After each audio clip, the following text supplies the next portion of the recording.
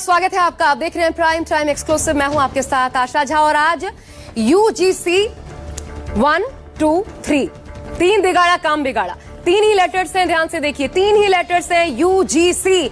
लेकिन शायद UGC के इतिहास में यह पहली बार है जब सुप्रीम कोर्ट ने इतनी तेजी से किसी प्रावधान पर रोक लगाई हो।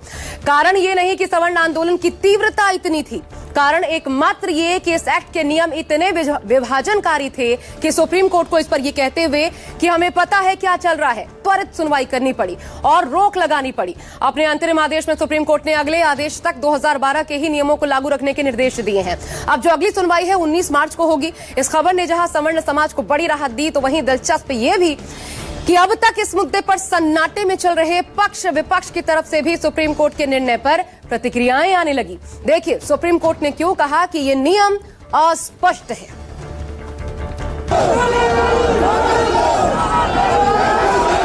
अभी ये नमूना है पूरे भारत की सारे नौजवान बनाएंगे अगर सब वापस नहीं लिया गया तो। अभी तो ये लड़ाई है। UGC वापस लो, UGC वापस लो, काला कानून वापस हो,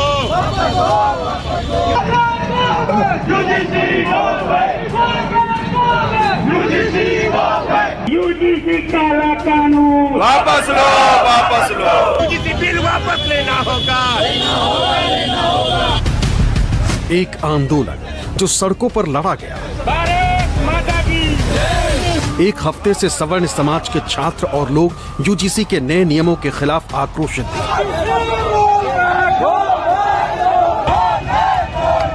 सरकार की भेदभाव और जातिपूर्ण नीतियों के विरुद्ध ये आक्रोश है। सवर्ण समाज पे अत्याचार। हम विद्यार्थी हैं, हम अपने विद्यार्थी की बात करते हैं। हमें साथ में रहना है, एक साथ मिलकर पढ़ाई करना है सब। सर उसमें राजनीति क्यों ला रहे हैं? पूरा सवर्ण समाज आसी मंच पे एक है, हम लोग ताकत दिखाएंगे। हमारी ताकत क्या है? सरकारें सुन ले, सुप्रीम कोर्ट का आदेश सर माथे पर, लेकिन ये कानून वापस लेना होगा, किसी भी सूरत में लेना होगा। स्वर्ण जाति के समझते हैं कि इनके वोट कमजोर हैं, इसलिए इनको कुचला जा रहा है। 80 साल से सरकारों ने हमारे साथ जातीय भेदभाव किया है, कास्ट डिस्क्रिमिनेशन हमारे साथ किया है और अपराधी भी हमको ही बना दिया। आंदोलन का असर ये हुआ कि पहली सुनवाई में सुप्रीम कोर्ट ने UGC के नए नियमों पर रोक लगाई।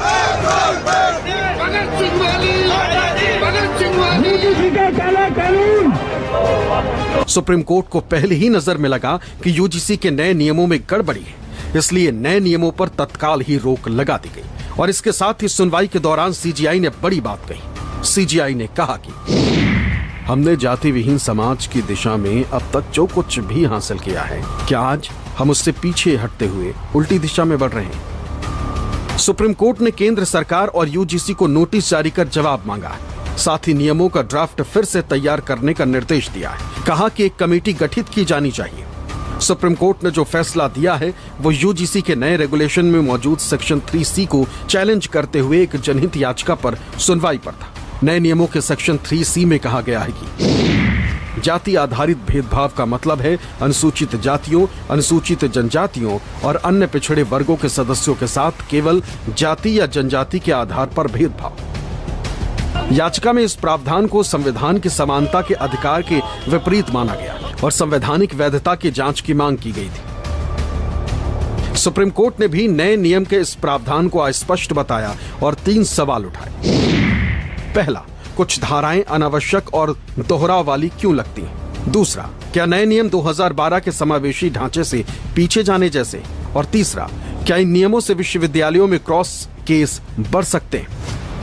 हम लोगों का आर्गुमेंट ये था कि ऐसा नहीं है कि जो डिस्क्रिमिनेशन होता है, कास्ट डिस्क्रिमिनेशन, वो सिर्फ SC, ST या OBCs के साथ ही होता है, वो जनरल कास्ट के साथ भी होता है। और ऐसे इंसिडेंट साइड भी हम लोगों ने अपने पिटीशन में भी किए, हमने आज आर्गुमेंट के टाइम पे भी किया और इस बात को माना गया। कोर्ट ने आज केंद्र सरकार को और सारे पक्षकारों को सुनने के बाद जो UGC के नए नियम आए उस पर पूर्णतः रोक लगाई है। कोर्ट ने अपने पावर्स आर्टिकल 142 का उपयोग करते हुए जो पूर्व के UGC रेगुलेशंस 2012 थे उनको इन ऑपरेशन किया, उनको प्रभावी किया, उनको लागू किया है। सुप्रीम कोर्ट का फैसला आया तो जो आक्रोश सड़कों पर दिख रहा था वो जश्न में बदल गया। सवर्ण समाज में खुशी की लहर फैल गई। वाराणसी में जिला मुख्यालय के सामने सवर्ण समाज के लोगों ने होली खेलकर जश्न मनाया।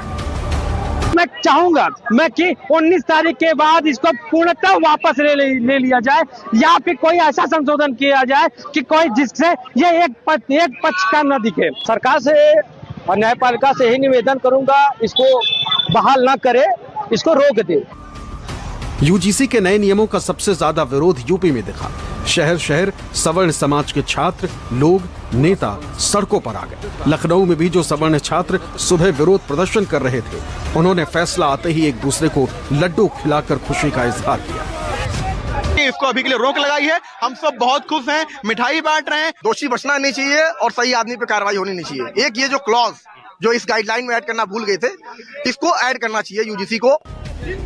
सवर्ण समाज के छात्र जहां सुप्रीम कोर्ट के नियमों पर रोक लगाने से खुश हैं, वहीं सरकार से छात्र ये मांग भी कर रहे हैं कि नया ड्राफ्ट बनाने में भेदभाव न हो, सभी के अधिकार और सुरक्षा सुनिश्चित की जानी चाहिए। हमारी एनसीईआरटी की किताबें रही हों, चाहे जो भी रही हों, हिस्ट्री उठा करके देख लीजिए, हमेशा शोषण करता यही लोग रहे हैं।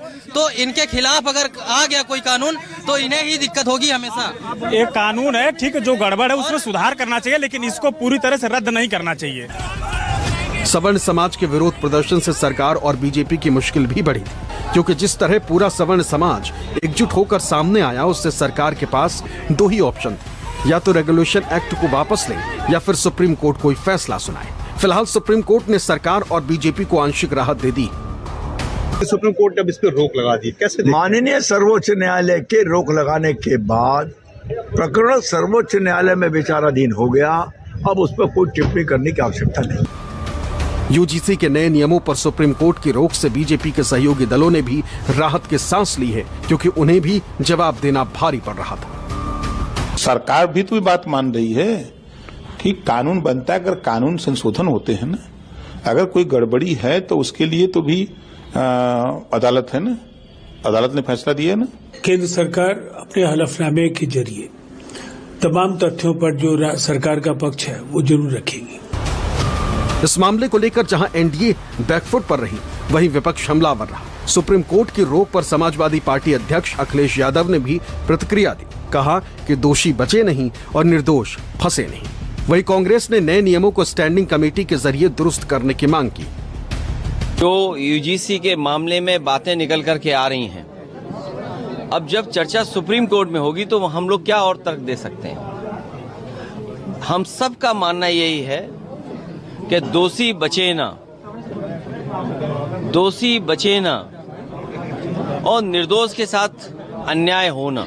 सुप्रीम कोर्ट ने जो स्टे लगाया है, उनका मेन मकसद होगा कि चीजों को, डिस्क्रिमिनेशन को, कौन सा क्राइटेरिया होगा, किस तरह किसको आप मानेंगे कि ये डिस्क्रिमिनेशन है और ये एक्चुअली में हुआ है कि नहीं हुआ है, इसको बेहतर तरीके से डिफाइन करना चाहिए। सुप्रीम कोर्ट ने फिलहाल 2012 के ही नियमों को लागू करने का निर्देश दिया है और इस मामले पर 19 मार्च को अगली सुनवाई होगी। लेकिन इस मुद्दे पर जिस तरह बीजेपी बैकफुट पर दिखी है, उससे सवाल उठ रहा है कि क्या आने वाले समय में नए ड्राफ्ट में सियासी नुकसान की भरपाई कर पाएगी। दिल्ली से प्रभाकर मिश्रा, संजीव त्रिवेदी, प्रशांत देव के साथ लखनऊ से अशोक तिवारी, वाराणसी से अतकेश और प्रयागराज से ऋषिकेश कुमार की रिपोर्ट, न्यूज़ 24।